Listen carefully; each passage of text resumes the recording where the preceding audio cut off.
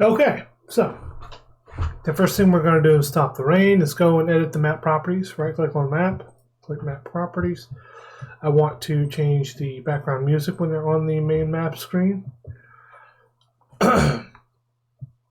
And now let's try and listen at not full volume to field 1.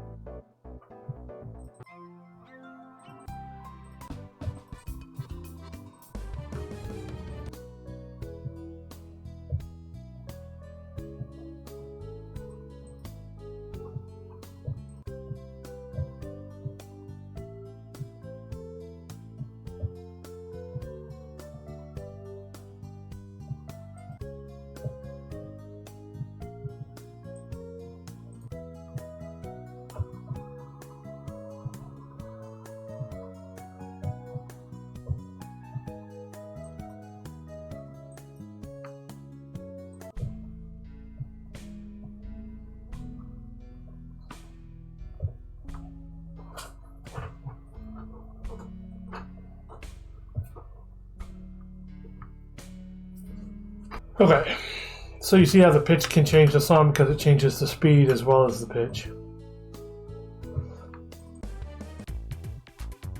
It's actually a pretty cool effect. You can get a lot of use out of different songs by speeding them up or slowing them down and changing the pitch.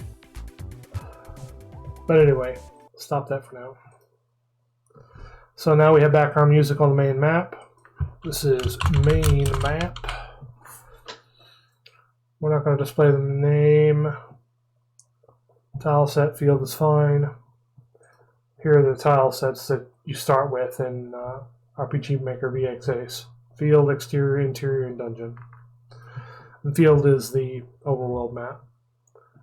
And I want to set it up not unlike the rooms that I'll set up. I think it's 23, 21,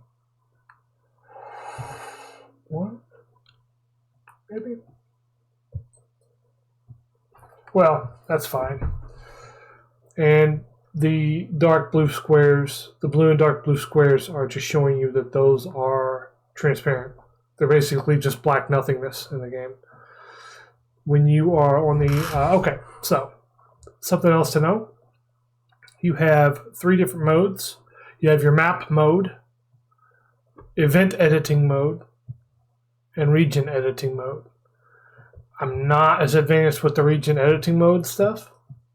It gives you numbered places that you can put across the map. And, you know, I assume that there's a way to set it up so that something special triggers when the player is on that number of square or in that area.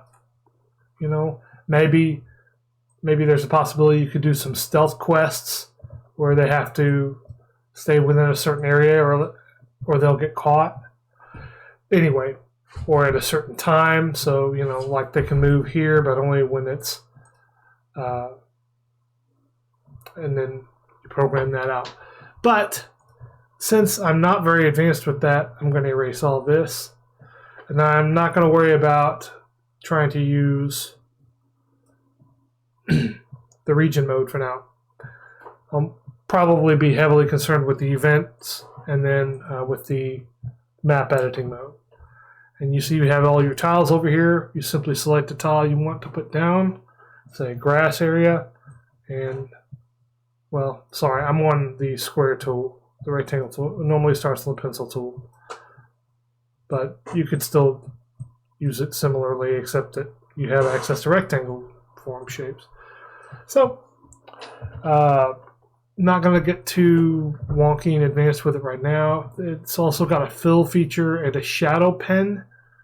I'm going to try to avoid using shadow pen because I just don't want things to look wrong if I don't use the shadow pen, if that follows, if that tracks. Because once you start, you know, increasing the visual quality, you're going to have to start doing it everywhere. and I'm not that good at it right now, and I don't have somebody to just do it for me.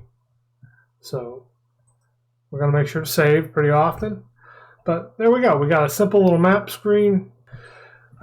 What I picture in my head is kind of a mountainous region to the right. Of course, I can adjust this later on, but for now, mountainous region. I think I like those others better. What does mine do? Okay. With the map editor, no matter which type of map you're using, anytime you right click, so you see I'm on mountains right now. If you right click, you can use whatever you right clicked on and place it. It makes for very quick map editing. It's very handy. A lot of intuitive design went into this. Okay, so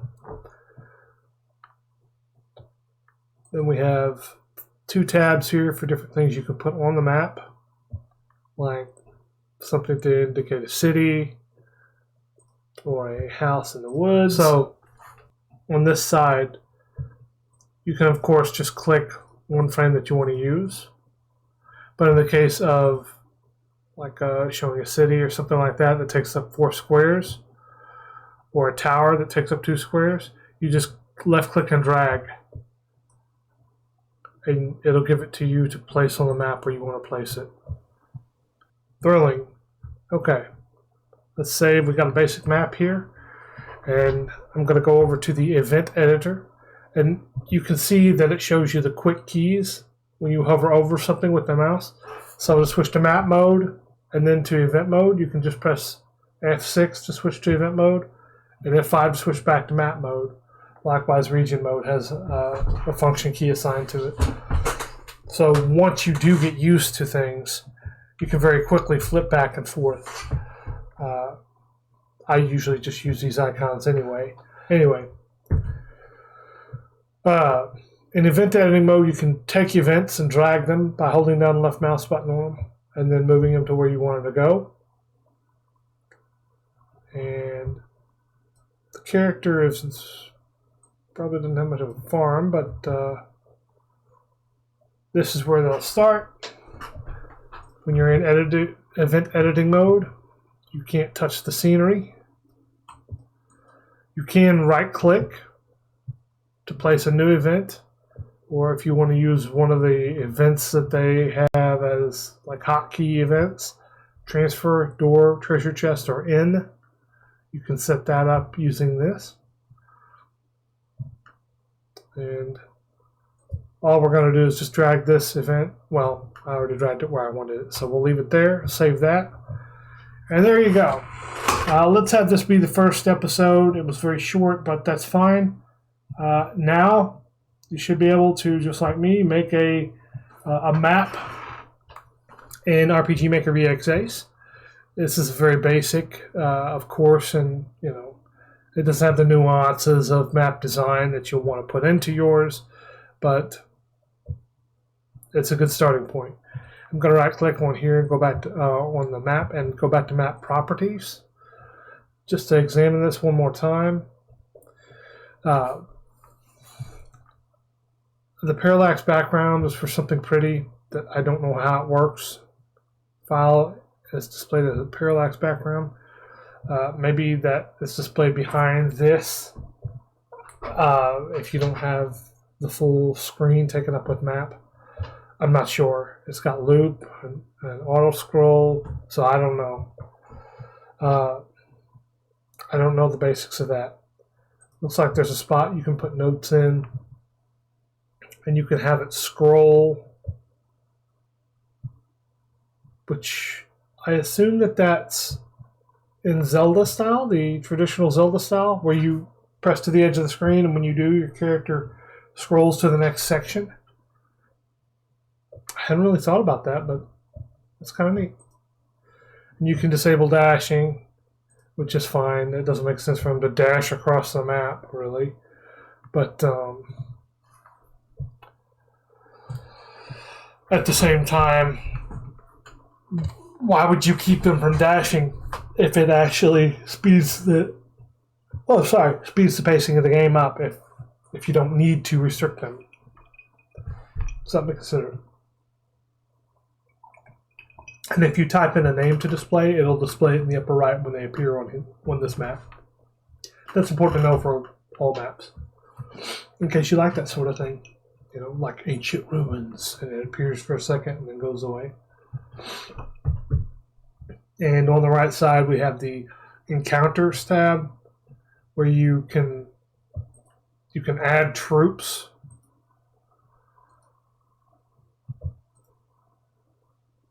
Here's all the ones the game comes with by default. And the weight is, you can hover over almost everything for tooltips. The value that affects the frequency at which this encounter item is employed. That's how often this encounter shows up. And you can set it to the whole map or to a specific region ID. See? So that's one way to use regions that I hadn't really thought much about. You can determine random encounters that way. And then average steps is how long it takes before something happens. I don't know exactly why it's built that way, but I guess it's a way to see mathematically how often are you causing the player to have to stop and get a random encounter. Oh, the background sounds, BGS. Battle back is the actual background. And then BGS is background sound. And those are things that aren't music.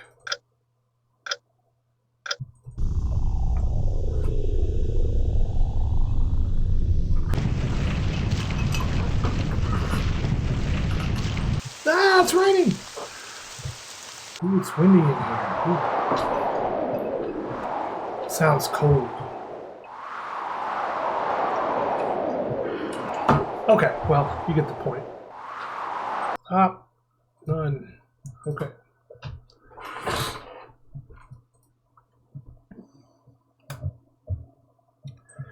So there's your basics for starting out. You can make an overworld map. You don't have to start with an overworld map. You can go into the map properties and change which tile set you're using and just go straight into a game that way, which is probably where I will start the player. Probably not on this overworld map. Thanks for tuning in. Be well. Be good.